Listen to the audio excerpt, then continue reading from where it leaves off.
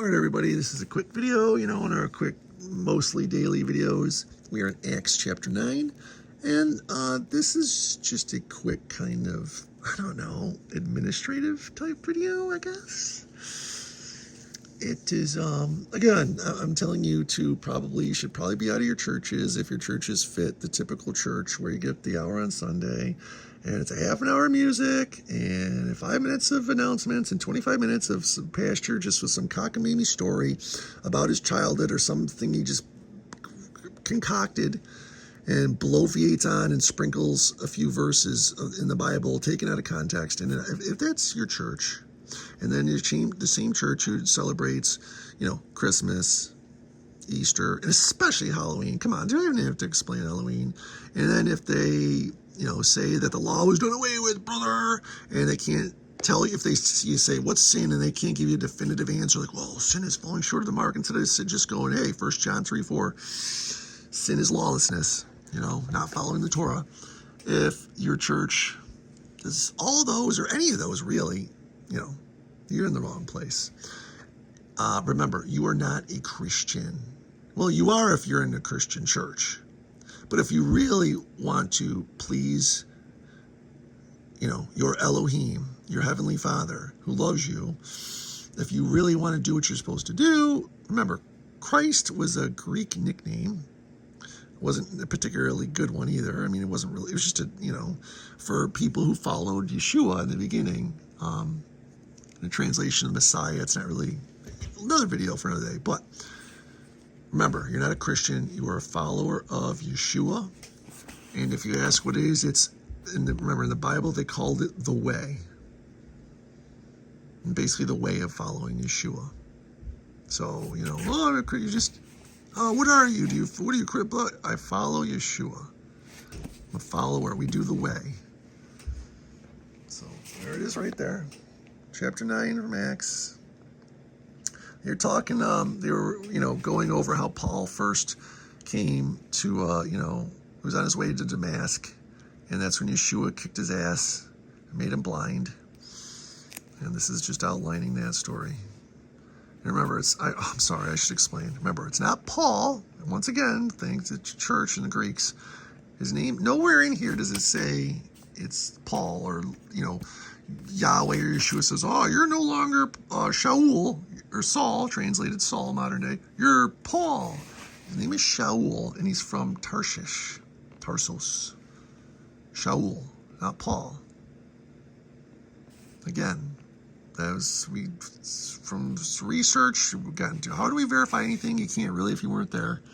But supposedly the Greek scribes, or somewhere in Greece, there's one of their gods or heroes named Paul or Paulos or something, and that's why they changed Shaul's name to Paul. But it's Shaul.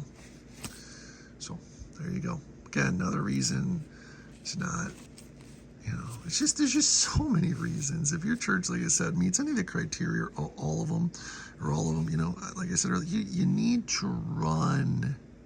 Because these Christian churches really aren't even Christian. They just are a name. I mean, remember, all their foundations are in the Roman Catholic Church. Remember, early Christians, under Constantine, that's when he merged everything together, and we're forcing all the religions to do, like, he just didn't name only, did he name Christianity is the religion of Rome. I mean, they were all very much still steeped in pagan idolatry and traditions, and they just labeled them Christian. So it's just a big mess. It's a big mess. It was a hijacking of the way, the followers of Yeshua.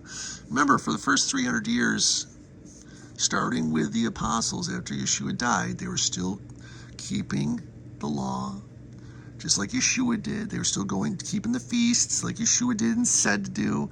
They were still wearing tzitzit. They were still doing what they were supposed to, what we should be still doing. Remember that.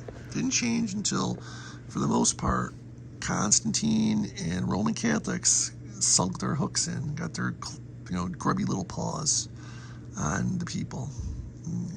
So, you got to run away from that stuff. Run away. This is all you need. Read this for yourself in context. Let the Spirit be your guide. This is all you need.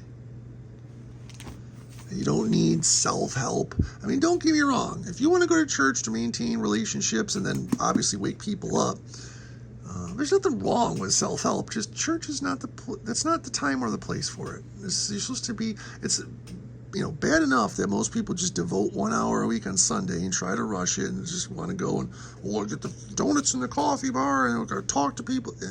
Gotta hurry up and get back so we can watch that football game. It's bad enough that that's how little time a lot of people devote. I'm not pointing any fingers. I know I sound like a jerk. I'm sorry. I'm not the type of person that communicates with a lot of empathy. I know I should. It's something I'm working on. I just find it'll be a waste of time. I just prefer to say what it is, and that's what I've seen most people do. So, again, I know these videos come off as me kind of sound like a hard ass. I really, really am working on that, and I don't mean to be. I just find direct communication is usually the best, because at the heart of most problems in conflict, interpersonal conflicts and all that, is a communication error most of the time. So, anyway, yeah, sorry, I don't know how that devolved. But, yeah, the way. You're not Christians, right? You are followers of the Messiah, the Anointed, or Yeshua, or Yehoshua, whatever you pronounce his name, however you want. There's a couple different ways. And it's the way. Peace out, yo.